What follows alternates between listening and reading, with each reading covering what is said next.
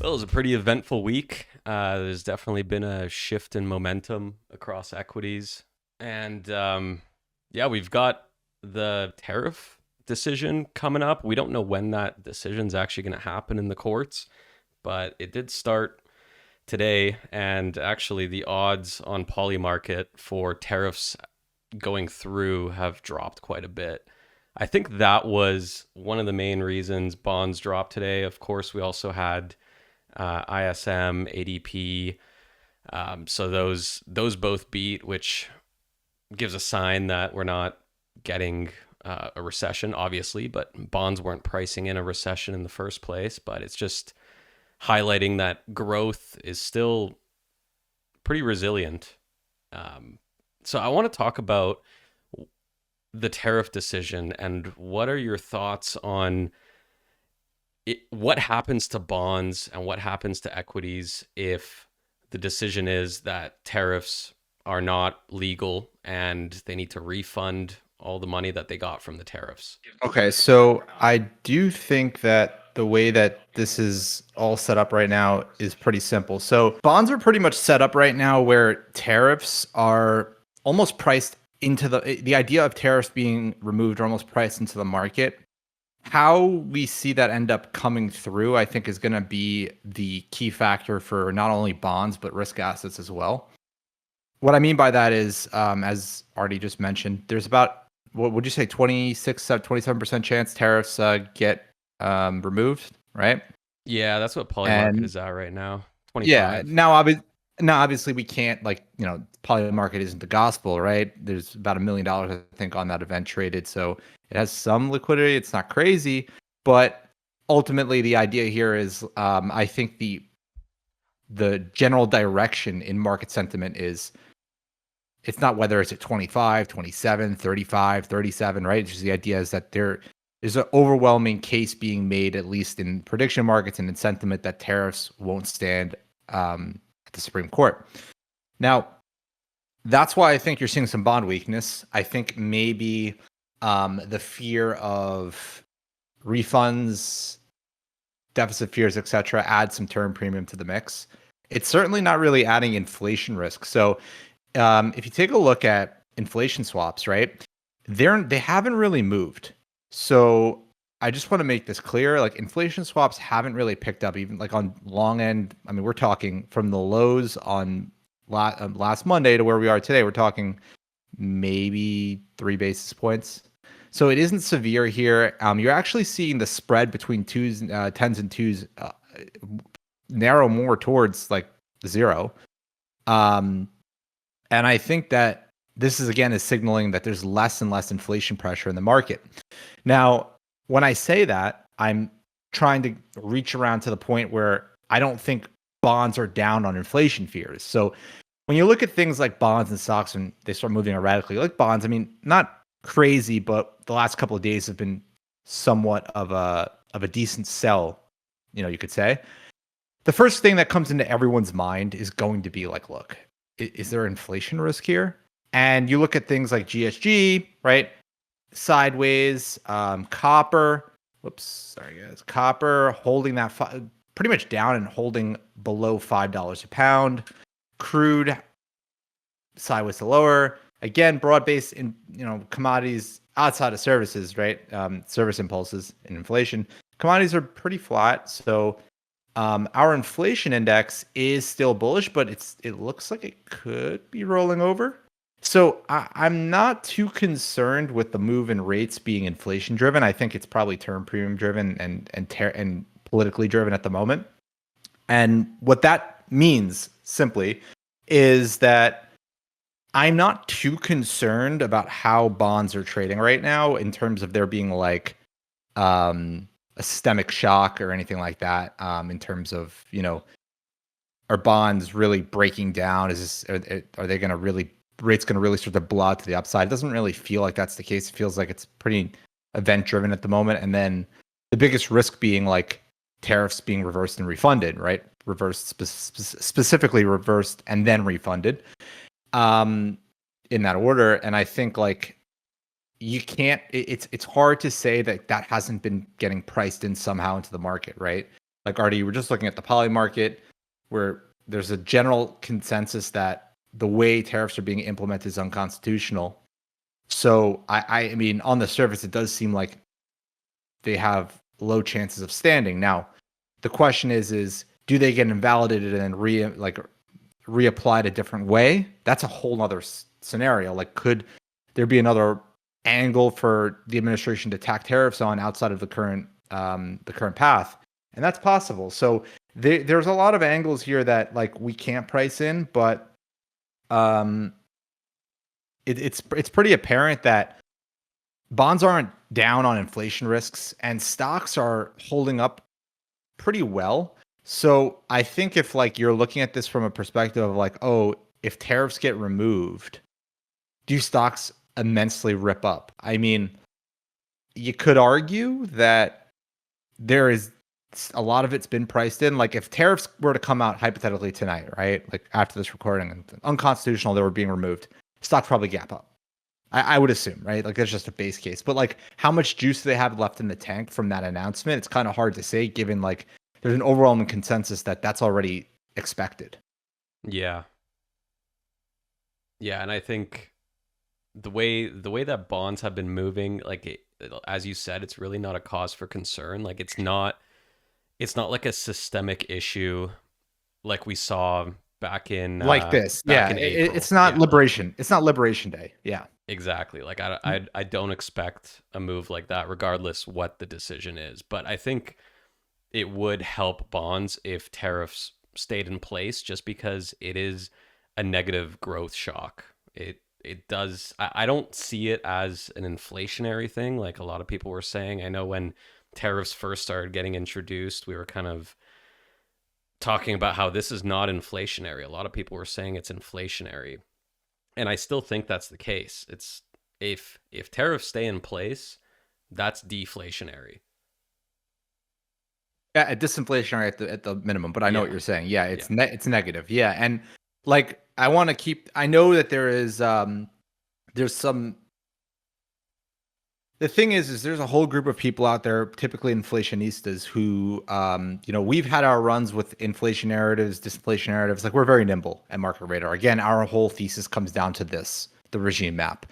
Where is inflation? Like inflation's bullish. The impulses are bullish. So by definition, we're going to have an upward expectation on inflation. Now, we don't think that the current regime is going to lead to anything where we have like this hyperinflationary outcome, like like even an inflationary issue that we were seeing back when tariffs were first introduced, where commodities were ripping, everything was really ripping after tariff introductions. So our thesis here is that there's bullish pressure on inflation, but we're really watching this, and like the impulses are down quite a bit from earlier, a couple months ago, pretty much end of the summer, right?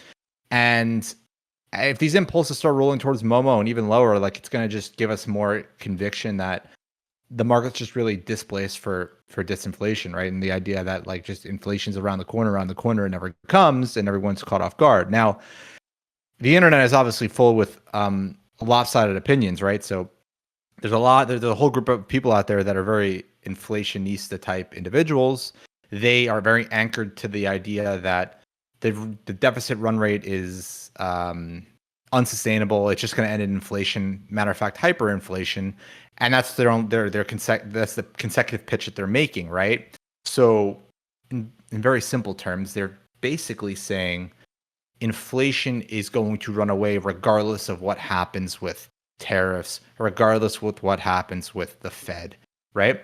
It's going to just be a systemic issue and it's going to be a shock. Now, we don't take that view at Market Radar. We have to be fundamentally based with where we see the data going. And on a very high level, we sold out of risk assets on the 13th. That means we sold out of QQQ, but it also means we sold out of Bitcoin, right? So the Bitcoin sell is so far phenomenal, and the QQQ and Q sell, not the best, but this systematic trading, you got to take some, lose some and run the long game, compound, right? So we're not short, but NASDAQ is up a bit. Now, we're in a risk-off regime. So what that basically means is we're not saying stocks can't go up. We actually have advocated against shorting multiple times. Pretty much our entire history has been against, our entire channel history has always been against short selling. So the higher NQ goes, or QQ or ES, doesn't really bother us outside of the fact that we don't have a position, but you're not going to squeeze us out. You're not going to blow us out to the upside. What I will say is, given that we are in risk off, the odds for lower equity prices rise significantly when we're in risk off. And I think already, what was it, 6 out of the last 7? There was what was the Yeah. stat? Six of the Yeah, it last 7 was times? not including this current risk off because it hasn't fully played through yet, but 6 out of the last 7 over the last 10 years were followed by a market crash. Right. Now, again, I want to preface this by saying we are not betting on a market crash. The way we are betting, think about it like this. We are just betting the probability, right? The probabilities of going higher. So when we play NQ, we're going to use 3 times leverage. So if you're telling me that the risk is lopsided or asymmetrical to the downside, well, I'm not going to want to be 3 times leveraged in that environment. So that's our approach. Now, the reason I mention all this, and we're going to tie it in, is the NASDAQ right now has been holding mid-vamp. And if you know our processes, bullish trends tend to lead to higher prices. And as long as you're above mid-vamp, the price is skewed to the upside, regardless of the regime. The regime is there to give that double confirmation to deploy that leverage and really position yourself. So like if you're in a bullish trend above mid-vamp and you're in risk on, this is a perfect buy the dip where we are right now in the NASDAQ. This likely, in a risk on environment, this holds, we ramp, we hit new all-time highs, we just keep chugging higher. The problem is in risk off, the dips become dips that just keep on dipping type of environment, right? That's what comes out of this. So what I'm looking for here is, if like you're trying to trail and be really tactical and you're trying to say, okay, like I'll just ride the bullish trend for as long as I can, I'll just stay long. I'm really watching mid-vamp as a mark here. So the NASDAQ has held mid-vamp ever since the 13th. We blasted it on the 10th, and we wicked it a couple times after that, and we reclaimed it, wicked it again on the 22nd, and we've been holding since. If QQQ, or the Qs, can't hold mid-vamp, that likely means chop continues. Again, remember, the regime that we're in likely even means lower downside. So I'm watching this pretty closely. As long as we're over mid-vamp, though, like, it's hard to press shorts. It really is, because the odds, like, if you would think about this simply, the odds are reduced in risk off for higher equity prices, but as long as you're above mid-vamp, you can still go up. The odds are still there to get you up there, to get you higher in price. But once you're below mid-vamp, odds fall. And then when you go into bearish trend, they get even worse. So as you can see, QQQ is not in a bearish trend. So there is some juice here left for the bulls to play with, but it's just not enough for us to take that 3 times leverage long conviction at the moment. Yeah, like a way that I look at it is like you have the regime that's giving you the overall macro framework, but if it's above mid-vamp and it's bullish trend, like you still have other factors pushing price higher. You've got a lot of momentum built up in there that can push price higher, even though the environment is not favorable for it. You have so many other factors that are keeping it up. And Right. once you lose that mid-vamp, you've lost momentum, and that's when things can get ugly. Right. And that's why we pretty much advocate against short selling, because typically where people want to press shorts is like right into momentum. That's so for you to get the best fill on a short, you have to fade momentum. That's a dangerous game, right? And it's not something we find profitable long term, and it's stressful, it's noisy, asymmetrical, right? Because here's a good example. You short a rip because you're in risk off, but then the regime goes risk on. Right? Now you're forced to cover and buy in. And you're just playing there's too many variables on the board. You're better off just isolating the bullish assets for the regime, play those, and come back to risk when the appetite's more, favorable. With that being said, it's quite apparent that I don't know if you've been noticing this theme lately, and outside of obviously Rivian reporting today, which is our little lotto play, but stocks have been having decent earnings and not going up. Yeah, like we had Hood today beat, and they're not doing too hot after hours. They've recovered quite Yeah, a I mean bit it's not though. it's not terrible. It's obviously not, but it's just like Palantir too, right? Like you're seeing like this environment where you had Meta get whacked, right? Like you're seeing this environment where you're starting to see some of these momentum leaders not perform well on earnings, and that's not the best sign. Remember, everyone, guys at MR, we're not recession callers, we're not doom posters, we're not going to sit here and tell you the world's ending. Just be observant, right? Look around and figure out what's happening and why things are going the way that they are. You have some. I mean, I think Qualcomm reported today. I don't know if they were good. Now see another one. Like it's just one of these things where like has the market got in front of its skis? Like, are we a little too juiced? And I think that there seems to be this exhaustion in like NBIS. I'm sure, like, they have earnings coming up. This is a retail data center play. Um, but I think they're GPU data centers. What are they? Let's see. Yeah, no, GPU play like CoreWeave. So I think like the theme here has been like this whole AI push, data centers, nuclear, and if that starts getting exhausted or there's some signs of exhaustion, the simplest form to look at the market is look at the names that have been leading and what they're doing, and if they're like not performing the way that they normally should with the momentum that they have, that should raise some concerns. Now, again, I'm not calling for the GFC here. I'm just saying, look, observe the market. And from what we're observing, from what we're seeing, there seems to be some sort of exhaustion going. I wouldn't be surprised, honestly, if the NASDAQ if this is the if, so we'll make this conditional. If we lose mid-vamp, I wouldn't be surprised we start seeing some harder selling in tech.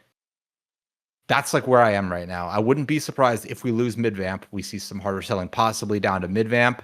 And ultimately, I mean, look, we haven't seen Momo in a while. We're not guaranteed to always see it, but if we're just in this consolidation phase where growth has hit a slump, right, a slowdown / risk off environment, it would actually do us well for the next risk on pivot to see some washing out in risk assets like the Nasdaq.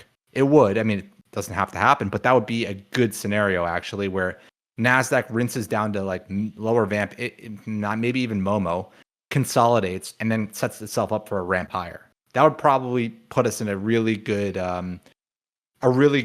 position for a risk on pivot if that were to happen. Yeah, Granted, look, we can. that's happened in the past too, where the risk off wasn't a full blown correction. It was more of just choppiness for a while until growth starts to pick back up. Yeah, exactly. So I think the scope on asset prices right now, my outlook is we're in a risk off regime. We're very cautious on risk assets. We have taken down our exposure significantly. Um, we aren't long any leveraged equities, and we are obviously not long Bitcoin. I mean, that's just toxic at the moment.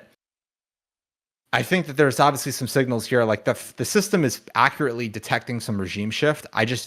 The way that tech has been performing, it's been pretty isolated. Like even the small caps have not gone anywhere since like the tariff, since tariff day, right? The 10th, 1010. Small caps haven't been able to break out. And you're noticing like this consistent theme where like you have this basket running the market, which is typical. That's not abnormal, but I feel like we're getting to the point where like any exhaustion in the basket to the downside is probably gonna just be net. It's gonna amplify risk to the downside, given that we're in a risk off regime. So that's my base case, right? So risk off, equity prices are at risk. Be cautious, and just be ready for some volatility.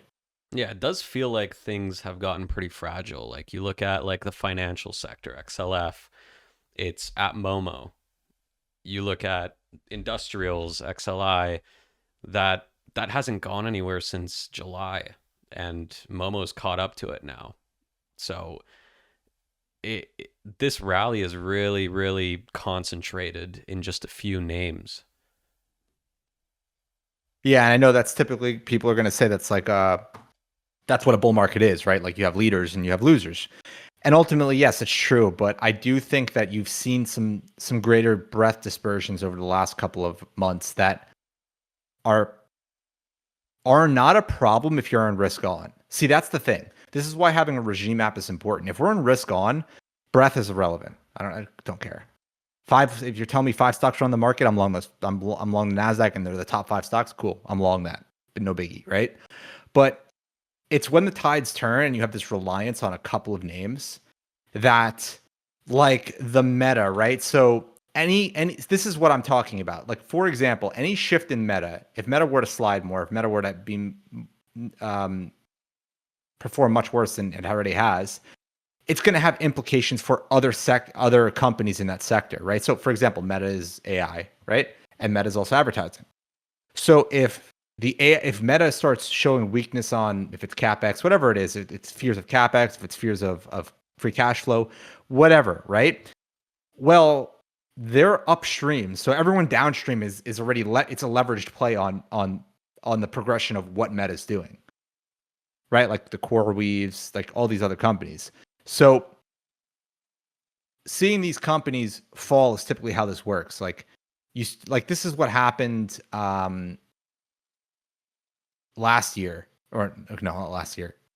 Sorry, 4 or 5 years ago in 2021, when you saw the market start to break and it was led by leaders to the downside. Obviously, the small caps were consolidating beforehand and breaking down, but you had this whole like Meta started trading like a penny stock. I don't know if you guys remember that. That's when Bill Ackman got blown out to the downside, and that was on Netflix. But like, this is like not something to take lightly, especially when you have a theme that has anchored the market. AI, right? AI has been the theme. Any slowdown or oversaturation in the theme would likely come to fruition in a risk-off environment. And I'm not trying to scare anyone. What I'm simply saying is if there's a problem in the market, it's going to happen in risk-off. Like if shit's going to hit the fan, it's going to happen in risk-off. So given we're in risk-off, my eyes are open and I'm just attentive to the fact that if the AI bubble is going to burst, it is going to burst in risk-off. Just like how the dot-com bubble didn't burst in a risk-on regime. Our models were risk-off when the dot-com bubble bursted. The GFC, same thing. COVID, the models were risk-off going into COVID before COVID even hit. So when we're in risk-off, we are just more bearish by nature and more attentive to the fact that if it can go wrong, it will go wrong in risk-off, Yeah. right? It's not guaranteed, but if it does It's not happen, guaranteed. it's going to happen in risk off. Right. So like, I'm not a bear by heart. I love risk on. I'm actually like, to be I honest, actually I hate yeah. being bearish. It sucks. I don't know how some of these perma bears do it. It's rough. Yeah, no, it's terrible. It's like not good for the brain, man, honestly. But it's one of those things where it's like I hate doing it, but I have to respect the signal. And the signal says be cautious, it's risk off. So then my mind starts turning. It's like, okay, well, there's all this, like for example, OpenAI, all like these massive capital commitments by a company that doesn't have enough revenue. These are all things that like everyone's been screaming. See, what I'm talking about right now, everyone's been screaming about on the sidelines for like the last 3 years. And it's funny enough because they've all got blown out to the upside. So like this persistent call for AI collapse has been invalidated time and time again. But given we're in risk off, I think raising the question is valid, right? Like, do we have a capex issue? Is there going to be a capex issue? And if there is, it's going to happen in risk off. So as long as we're in risk off, a sentiment is geared towards there being a reduction of risk on the risk curve. Therefore, some concern for the viability of these capex spends. And I think that's just something that you kind of have to turn your brain off, flip the switch off in your brain, and to say, listen, we're in risk off, so shit can happen. Bitcoin, for example, this is a good one. Like we don't have price targets. Like we sold at 116 basically. But like we're not saying like, oh, we're going to go to 85, 90, 75, or we're going to bottom out at 100. Like the idea here is a sequential flow of signals. Think about it like this. We get the risk off trigger. We sell out on the 13th. Okay, we're out of Bitcoin. Bitcoin's still bullish trend. Bitcoin still has a chance. Remember what we were saying earlier, but it's below mid-vamp.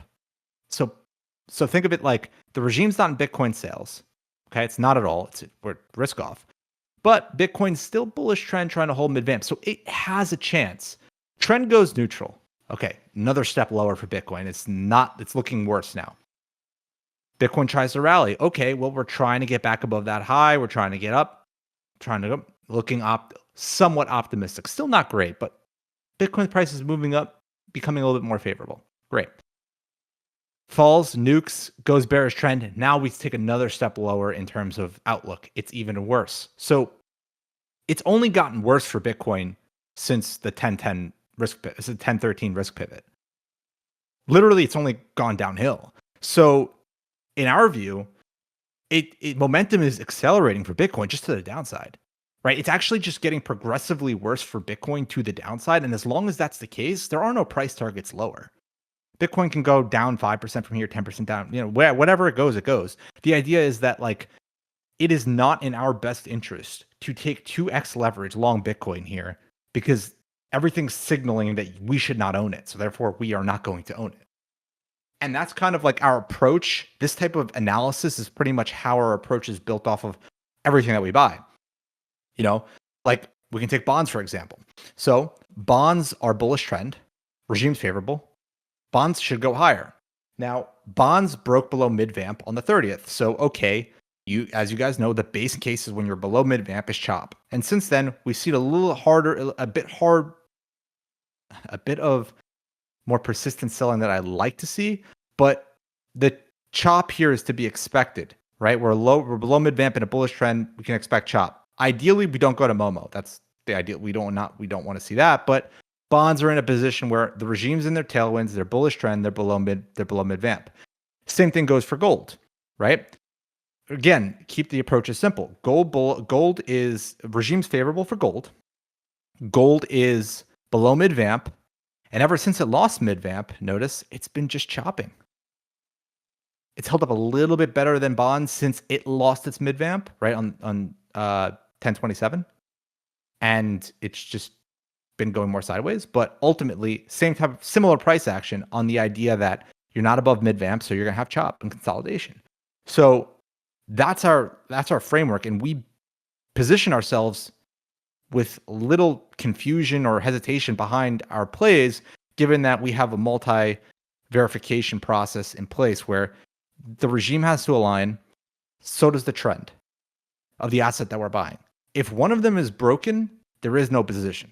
So right now, we're looking at NASDAQ, right? We're not positioned. And one of the things that I'm saying is, look, just if you're bullish on the market, in my opinion, you need to hold 619 on the Qs. If you don't, you're opening yourself up for more downside cascades and risk assets. Yeah. Once you break below that mid vamp, doors open to lower vamp. Once you get down to lower vamp, doors open to Momo. That's pretty much the series of events if we get that. As long as we're in a risk-off regime. If the regime pivots, then the regime starts becoming a tailwind and not a headwind. Right now, you're in a risk-off regime, so it is a headwind for risk assets, a tailwind for risk-off assets. Bitcoin is a risk-on asset, so anything risk-related, Bitcoin stock, Bitcoin, NASDAQ, your AI plays, your sentiment plays, like these data centers and everything like that, anything that has like hyper growth behind it, that's a risk on asset, and they have headwinds. So as long as we're in that environment, risk on assets are just not favorable. And when that shifts, they become favorable again, then it becomes a buying opportunity. And we're just not there yet.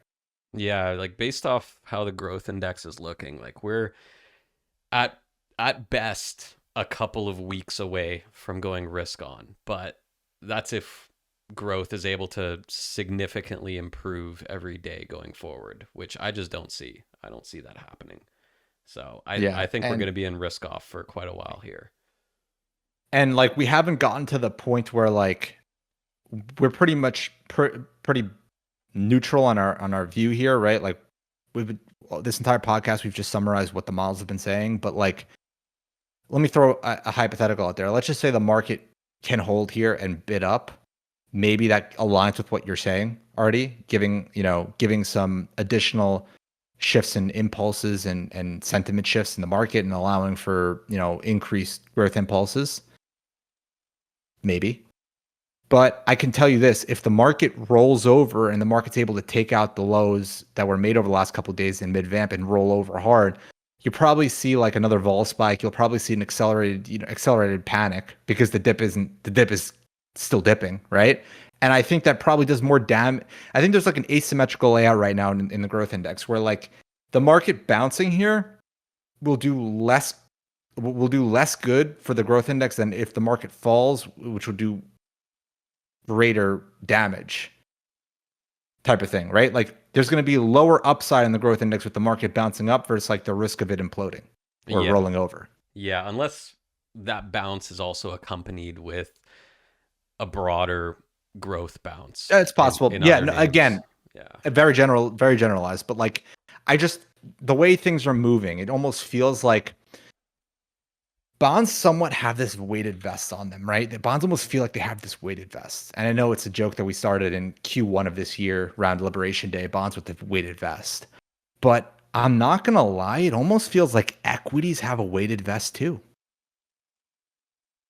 Yeah. Like they have, like, it might not be as noticeable, but they feel like equity prices are no higher than basically in the after hours trading than where we really were like 3 Fridays ago, 2 Fridays ago, right? And I think like if we take out the lows here and we open up and move to lower vamp, you're going to basically make zero progress since 1010. And everyone's been talking about like, just remember, like, take a step back. You had the great China news, you had Mag 7 earnings, you had all these things happen, and the market is practically where we were before earnings week. The market is actually low at or below the levels from earnings week and the China trade announcement. Right? Yeah, it's just so it feels very extended. Yeah, it almost feels like I said this on X, but like what are the next headlines to pump on? Again, we were speaking about this earlier, actually. Like, okay, let's take the tariff headlines, right? Let's just say the Supreme Court votes against tariffs. That's probably like somewhat semi-bullish, at least short term. It's probably going to put the market up a couple, put the Qs up like 0.5% easily, maybe even 1.5%. But like, is that what we're praying for? Is that the long thesis here? Like, is that the tariff? Because that's already, based on what we're seeing, there's at least a 50+% chance of that being priced in already. And that's a very conservative estimate. I would say at least 60% chance that tariffs get reversed being priced in. And the market's like not. It seems like it's just slowly chopping sideways. I mean, again, you're seeing Russell, same thing. So Russell's gone nowhere. ES looks worse than NQ. You could tell it's really NQ holding up heavy. And Bitcoin is obviously the canary in the coal mine here. Like, something is cooked. Funny enough, like, something did shift in risk sentiment, and it's like Bitcoin was the one that picked up on it first, which is, I mean, we always like to say Bitcoin's a leading indicator, and it feels like it really is this time. Yeah, be interesting to see if that's actually the kind of move we get in equities, just a growth shock. But so far, the hard data that's been coming out is not indicative of any sort of growth shock. Yeah, no, that is true. That is true. And that's something that I think has allowed equities to hold up. If data was deteriorating faster, or deteriorating at all, I should say, like hard data that's been coming out that we can get with outside the shutdown, equities would have sold a lot faster. And I think obviously the way our models work, right? We try to look into the future. We're not really trying to figure out what October's PMI was in the middle of November, right? Or first 2 weeks of November. It's kind of irrelevant. Like, our models are forward looking. We want to make sure that if something's going to happen, we can catch the move before the month has gone. But I do think overall, like that has been somewhat resilient. Um, and therefore, I think that it's a put the situation in place where like risk assets are getting exhausted, but the data isn't like deteriorating enough for them to get spooked. And as long as we're in risk off, like I always say, like the shocks the reason risk off is dangerous is because those are the regimes where things break that nobody can see coming. And this is not being a pessimist. In risk on, the risk is to the upside, and risk on, the risk is to the downside. So like when you're in risk off, I tend to have this view of like all the stuff we've been laughing at the perma bears for all this time, like, yo, you guys are retarded, like the market's gonna rip, you're gonna get blown the fuck out. Like that's where you kind of take a step back and say, Like, hold up. maybe there's some credibility here on some things, not everything, right? Like the idea that like government jobs, like for example, the idea that all jobs are fake jobs, the government's lying, like that those types of narratives are irrelevant. Like that's not what we're talking about. We're talking about the people that have been basically calling the circular funding between all these AI companies borderline fraud, and we're not calling for fraud, but like in a risk off environment, like my ears are perked up because maybe there's some foul play there. And if it's going to come to light, it's going to be in this regime. Now, for the sake of the entire market, I hope none of this happens. I hope we can just grind this out and go back to risk on and be on our way, touch some grass and just ride 3x QQQ to the moon. That's my base case, my favorite case. But it would be ill of us to sit here and say that like bad things don't happen in risk off, because they certainly do. And that's just our outlook at the moment. And until that changes, until the system updates, we're going to be the people that everyone hates on the timeline that's bearish. Yeah. Um, let's take a look at like what we're looking at for growth. Like copper recently broke below Momo. It's just right at Momo at the moment. I think that is a pretty big catalyst for growth slowing down quite a bit if we're able to get this into bearish trend. But as of now, we're not seeing it yet. It is hitting some resistance at Momo, but that's one of the catalysts. And then there's also crude oil, which tapped Momo and then has been coming down ever since. So we could possibly see a reacceleration in growth fears here, but we really need to see these two break down. Like I don't think we're going to get that full-blown risk off where bonds rip hard without these two breaking down. No, I 100% agree with you. You're not going to see bonds trade you're not going to see bonds trend easily without a copper and crude breakdown. And if you're wondering, like crude's been looking pretty weak in terms of just the way it is in price structure. It's bearish trend. Copper still isn't, right, and it hasn't been able to get back above Momo. There is a dynamic here that you can't ignore, and it's like you can actually get falling crude prices that isn't necessarily the most bullish for bonds.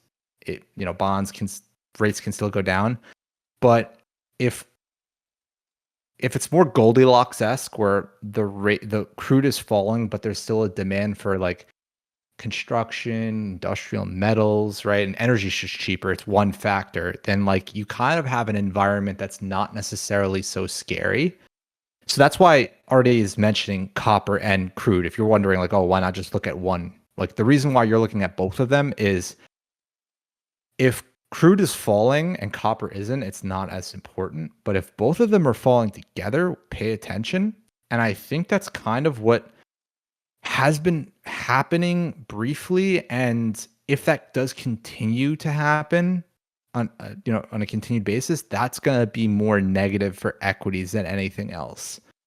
I think that's just negative for risk and likely a tailwind for bonds. Now, what I would say is crude is below mid-vamp already. So this likely is looking kind of, to be honest, crude and copper, crude looks way more cooked. Like crude looks like if we can break down below like the $60 a barrel, like the 59 and 3/4 or whatever, and hold, and it can go to the lower vamp.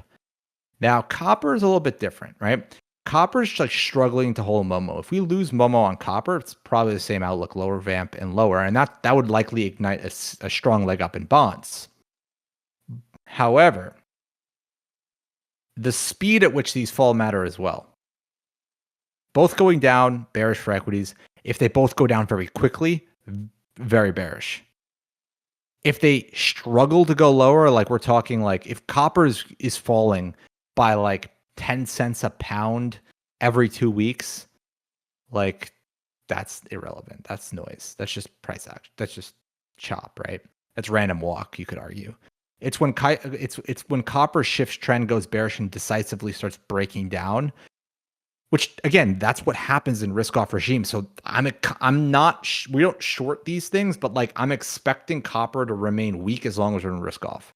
And copper going bearish trend would be a further indication outside of like Bitcoin, etc., and the small cap weakness and whatnot, that we are in fact seeing a shift in the market in sentiment beyond what our models are signaling, because our models tend to be early, but we're okay with that because of the size and leverage that we trade.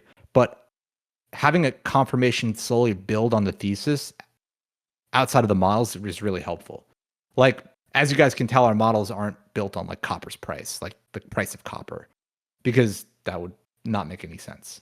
That would be kind of ridiculous. But watching copper in conjunction with the models gives me confidence that, hey, look, like things are starting to align more in the direction of what the system is saying. And so far, it's somewhat mixed, right? We said earlier, Nasdaq had a hard leg up after some consolidation post the pivot. Bitcoin's imploded basically, and bonds are slightly lower sideways. Gold too. So it's clear in certain areas, but it's not an overwhelmingly clear risk-off pivot at the moment. It's kind of mixed. And I think that what Artie was mentioning earlier about like watching for the progress here is very important, because how this happens and how we get to the end target, it's going to always be a progression. We're not going to just end up in, if there's a hard nuke in equities, we're not going to just wake up one morning and be down 15% on the NASDAQ, 10% on the NASDAQ from highs. It's not going to happen. It's going to be a progressive thing. So if you're trying to manage positions around the regimes, maybe you're not following RQF, or you're not really sticking to signals and you're just trying to add some more nuance to it, the big level for me on the NASDAQ is going to be mid-vamp. Below mid-vamp, it gets nasty. Yeah.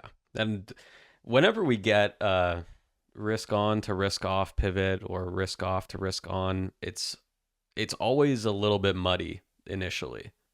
It's always like, dude. fuck, is the system wrong? But more often than not, at the end of the day, we look back, it's like, yeah, it was obvious. Like, Yeah. the system warned us. We just have to That's be patient and wait for everything to come to fruition, because the system is very early. A lot of times it's just that good. that's probably like one of the things that, I want to clarify. Artie and I have been doing this a while now. A while, it's probably an understatement, but we've been doing this a while. And it's sometimes hard for us to rationalize what someone from the outside looking in is thinking, right? Like someone that doesn't understand the process the same that we do, given that we built it, right? So we really understand this at such a granular level. But it's always like difficult for us to wrap our head around that approach, where it's like, we admit the system is early. We know the system tends to be most of the time you get a risk off pivot, the market hits a new all-time high right after it. It does. I think you'd say that's probably majority of the case, right? Yeah, that happens pretty often. Yeah, right. Which So doesn't feel great, but you really it just doesn't have feel to, great. you got to stick to the But rules, because at the end of the day, it's like, would you have sold at like a little bit higher? Probably not. and You there are probably would those have wrote it down.